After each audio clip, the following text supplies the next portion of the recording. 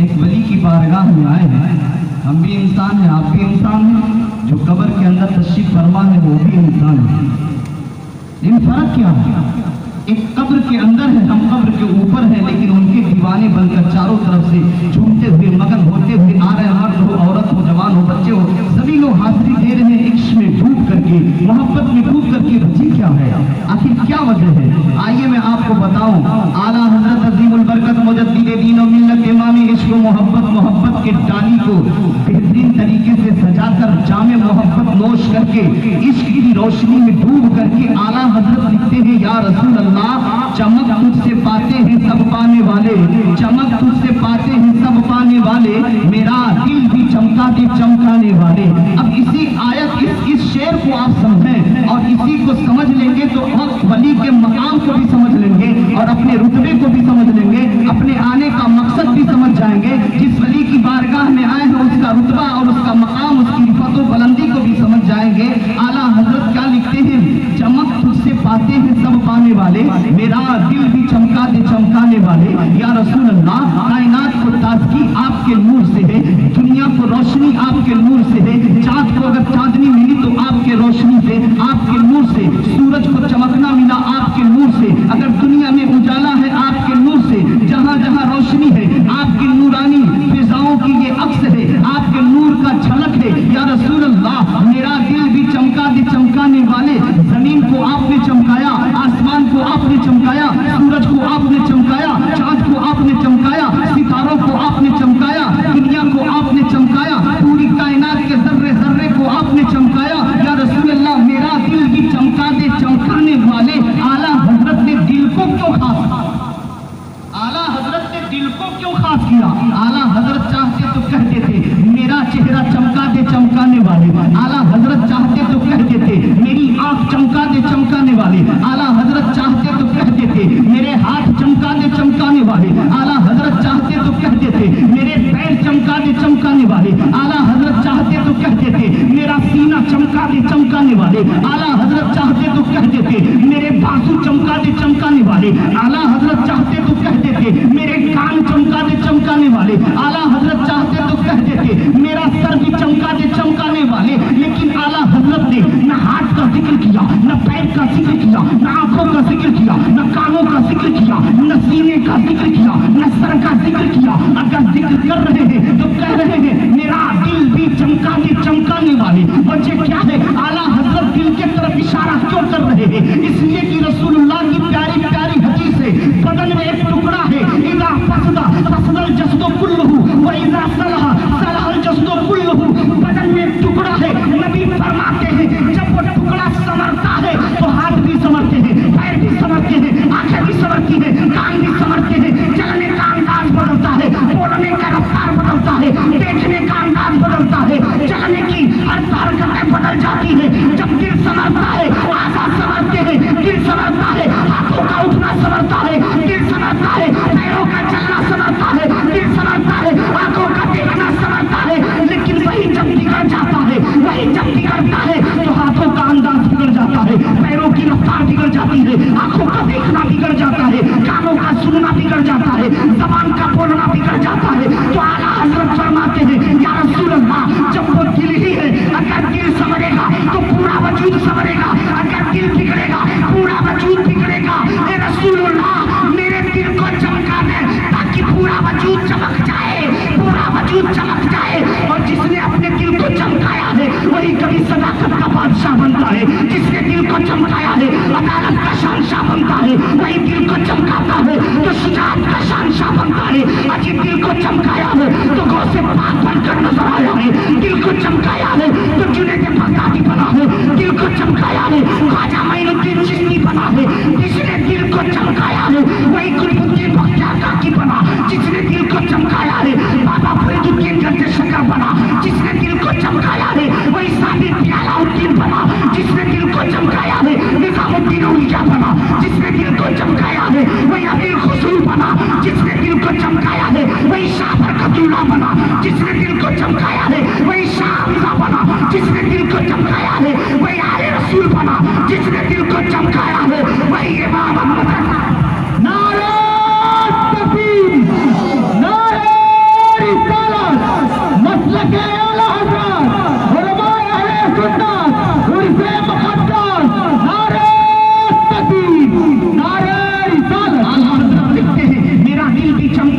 चमकाने वाले। दिल चमका तो वजूद चमकेगा, दिल अगर संवरा तो वजूद चमकेगा। आने वाला आया तो अपने दिल को चमकाया तो हुजूर मुफ्ती आज़म हिंद बनकर उभरा है। आने वाला आया जब दिल को चमकाया है तो वही सदरुल शरीया बनकर चमका है। आने वाला आया जब दिल को चमकाया है वही हाफिज़ मिल्लत बनकर चमका है। आने वाला आया जब दिल को चमकाया है तो सूफी निज़ामुद्दीन बनकर चमका है। जब दिल को चमकाया है तो वही सूफी इफ्तिखार। दिल को चमका दे चमकाने वाले तो दिल चमक गया, दिल चमक गया, दिल चमक गया है। दिल को चमकाया है तो आज हम जैसे गुलाम उनकी बारगाह में हाजिरी दे रहे हैं, औलिया अल्लाह की बारगाह में हाजिरी दे रहे हैं। इसलिए कि जब उनके दिल संवरे हैं वजूद संवर गया है। जब दिल संवरता है ना तो आंखों का गलत इस्तेमाल नहीं होता है। जब दिल संवरता है ना हाथों का गलत इस्तेमाल नहीं होता है। जब दिल संवरता है ना तो पैरों का गलत इस्तेमाल नहीं होता है। जब दिल संवरता है ना कानों का गलत इस्तेमाल नहीं होता है। जब दिल संवरता है तो जबान का गलत इस्तेमाल नहीं होता है। यहीं पे मैं आपको बताना चाहता हूँ, अगर मुझसे औलिया में आकर के आपकी निगाह किसी खूबसूरत दोशीजा की तरफ उठ रही है तो समझ लो आपका आना बेकार है, आपका आना बेकार है।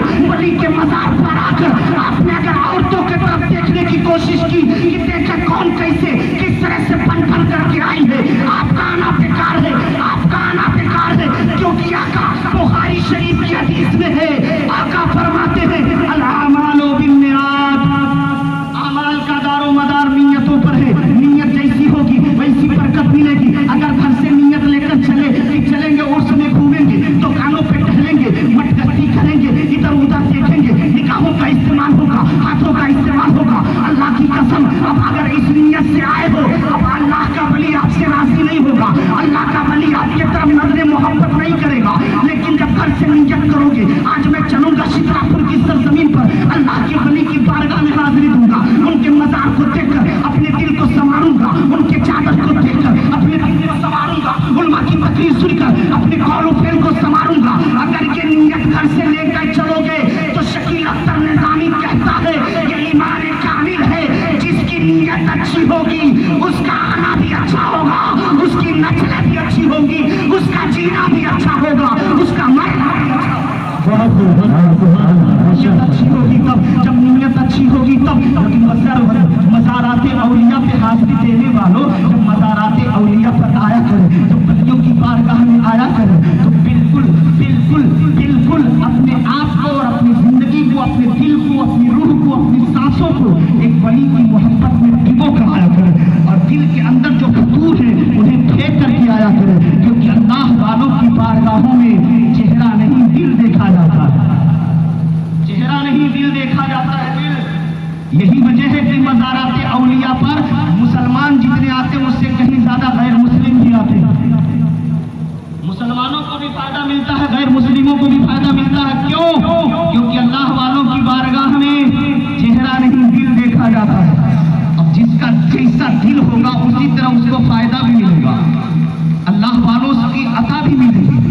आप देखें उठा करके अहादीस और तारीख की तफासीर को देखें और फिर पता करें कि अल्लाह वालों की जिंदगी किस तरह गुजरी है और अल्लाह वाले क्या क्या कैसे कैसे अता कर देते हैं। इसी हिंदुस्तान की सरजमीन पर एक शहर है जिसको शहर बहराइच कहा जाता है, जहाँ पे मोहम्मद शकील अख्तर निज़ामी ने 1 साल नहीं 2 साल नहीं बल्कि 7 साल तक इल्मे दीन हासिल किया है। सन 2002 की बात मैं बता रहा हूँ, उस वक्त मैं ज़ेरे तालीम था बहराइच शरीफ के अंदर। 2004 की मेरी फरागत है। मेरे उस्ताद की सिफत में हजरत अल्लामा शराफत अली साहब किबला है। महराजगंज में भी मैंने 2 साल तक तालीम हासिल की है, 1996 और 1997 में। ये बुजुर्गान दीन हमारे उस्ताद में हमारे वालिद की उम्र में है। मेरे वालिद गिरानी भी अल्हम्दुलिल्लाह आलिम दीन है, दादा भी आलिम दीन थे, पहुंचे हुए फकीर थे। अल्लाह अल्लाह, आज उनका पोता बैठा है, एक आलिम का बेटा आपको सबक दे रहा है। बहराइच शरीफ की सरजमीन में 2002 14 रजबुल मुरज्जब को हजरत सैयद सालार मसूद गाजी का उर्स मुबारक होता है और वहाँ पे कदम रसूल है, दारुल फिक्र एक मरकज है, उसी के सामने वहाँ दिन में प्रोग्राम भी होता है। 14 रजबुल मुरज्जब को बड़े बड़े उलमा आते हैं। उस स्टेज पे उस वक्त गुलाम मोहिउद्दीन सुबहानी साहब थे, हजरत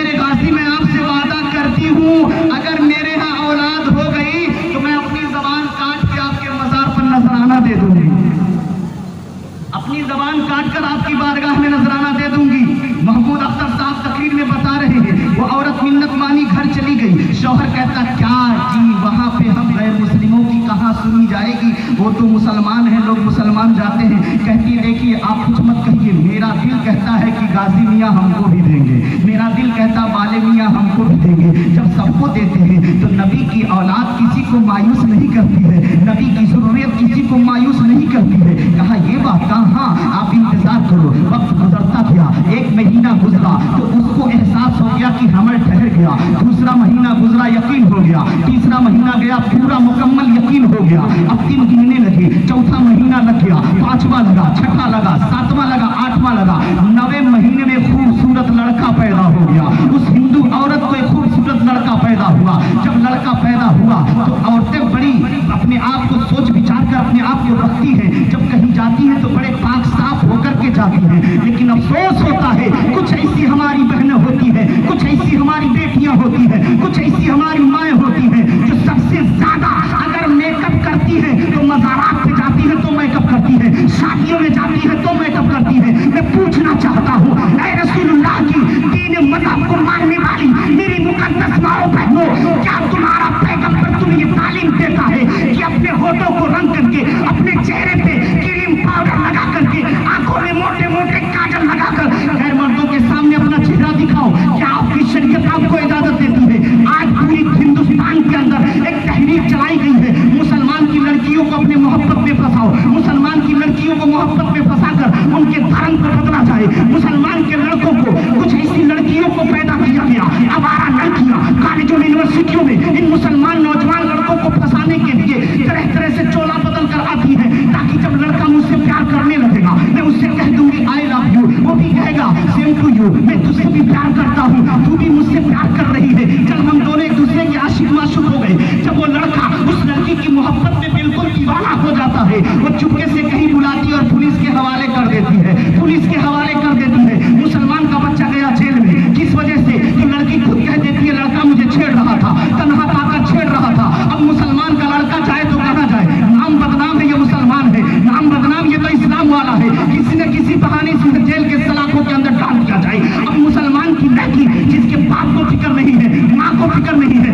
बेटी 9 बजे घर से निकली है तो शाम में क्यों आ रही है, बेटी बार बार मोबाइल क्यों टच कर रही है, रातों में 12 बजे मोबाइल क्यों देख रही है? क्या किसी माँ ने जायजा लिया? क्या किसी बाप ने पूछा अपनी जवान बेटी से या जवान बेटे से 12 बजे रात में तू रोड पे क्या कर रहा था, 12 बजे रात में तू मोबाइल क्यों चला रही है? क्या किसी ने पूछा? आज मुसलमान की बेटियां गैरों के दरवाजे पे जा रही है, उसकी वजह क्या है? हम मुसलमानों के अंदर वो हुम्मियत, वो मोहब्बत, वो उन्सियत, वो प्यार, वो खौफ खुदा, मोहब्बत रसूल, मोहब्बत सहाबा, मोहब्बत औलिया, मोहब्बत सुलह हमारे अंदर नहीं रही। हम नारा करते थे, दिखावे के नारा करते हैं, और आज हमारी बच्चियां गैरों के दरवाजे पे क्यों जा रही है? या तो हम कहेंगे माँ बापों के पास दीन की तालीम नहीं है, उनकी औलाद के पास भी दीन की तालीम नहीं है। दीन की तालीम न होने की वजह से हमारे बच्चे बिगड़ रहे हैं, हमारी बच्चियां बिगड़ रही हैं, और किसी को जर्रा बराबर एहसास तक नहीं, जर्रा बराबर एहसास तक नहीं हो रहा। आज के दौर में सबसे ज्यादा अगर गाली सुनते हैं तो ये उलमा गाली, सबसे ज्यादा गाली सुनेंगे उलमा को गाली दिया जाता है सबसे ज्यादा। मस्जिद में गया, पीछे इमाम के अल्लाहू अकबर, और जैसे मस्जिद से निकला, अरे मौलाना बड़ा मजबूत बात। फजर में गया, नियत की मैंने 2 रकात नमाज फर्ज फजर, रास्ते अल्लाह ताला के पीछे इमाम के, और फजर पढ़कर निकला तो पूरे चौराहे पे घूम घूम के कह रहा मौली साहब के टलमा लंगड़ात रहा, लाखिया थोड़ा भचकल रहा, हैसन रहा, हैसन रहा। और ये कौन कहती कि हम तरक्की नहीं पा रहे? अभी जब तक हम उलमा को अपना वकार, उलमा को प्यार मोहब्बत नहीं देंगे, कौम को कभी कामयाबी नहीं मिल सकती। ये समझ लीजिए, उलमा से पहले प्यार करें, पहले उलमा की बातों को अपनाएं। आज अगर हमारी बच्चियां गैरों के अफाद कर जा रही हैं तो सिर्फ वजह यह कि हम उलमा की बातों को तस्लीम नहीं कर रहे हैं। मेरी बातें थोड़ी कड़वी तो लगती है, लेकिन मैं इसकी परवाह नहीं करता। कयामत में अल्लाह इन उलमा से पूछेगा तुम्हें इल्म दिया था, उसको बताया क्यों नहीं, लोगों को समझाया क्यों नहीं? मैं सिर्फ हजरत अली का फरमान सामने रखता हूँ। हजरत अली ने रवायत की है कि अल्लाह कयामत में पूछेगा तुझे इल्म दिया गया था, तुमने क्या किया? तुझे तालीम दी गई थी, तुमने क्या किया? कुरान का इल्म तेरे पास था, तूने क्या किया? हदीस का इल्म तेरे पास था, तूने क्या किया? फिक़ह का वो इल्म तेरे पास था, उसूल फिक़ह का इल्म तेरे पास था, तूने क्या किया? कयामत में अल्लाह पूछेगा। अल्लाह पर गौर करो मुसलमानों। अब उस औरत के यहाँ जब बच्चा पैदा हो गया, जब अपने पति देव से कहती है, मेरे सरताज, मेरे आका, मैंने मिन्नत मानी थी गाजी मियाँ की बारगाह में, अगर मेरे गाजी लड़का दे दोगे या लड़की दे दोगे तो मैं वादा करती हूँ अपनी जबान काट कर आपको नजराने में दे दूंगी। कहा ऐसी मिन्नत, हालांकि इस तरह मिन्नत मानना गलत है। मेरी माँ और बहनें मिन्नत मानने बड़ी तेज होती हैं। मिन्नत शरई एतबार से मिन्नत मानिएगा, गैर शरई मिन्नतें आप लोग ना मानो, ये दिमाग में रखें। अब शरई मिन्नत क्या, उसकी मैं बहस नहीं करूंगा, उलमा से अपने इमामों से पूछ लीजिएगा। अब देखिए, उस औरत ने मिन्नत मान ली थी कि मेरे गाजी में अपनी जबान आपको दे दूंगी, ये कहकर चली गई थी। गाजी ने सुन ली, औलाद हो गई, बेटा हो गया।